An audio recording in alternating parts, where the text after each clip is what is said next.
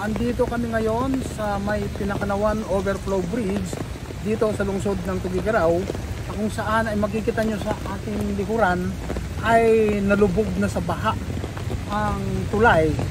Dahil nga ito sa tuloy-tuloy na pag-uulan, sanhi na rin ng Shear 9 at Amihan na patuloy pa rin nananalasa dito sa lambak ng Cagayan. At ngayon, ang inyong lingkod, News Stringer Villamor Bisaya Jr.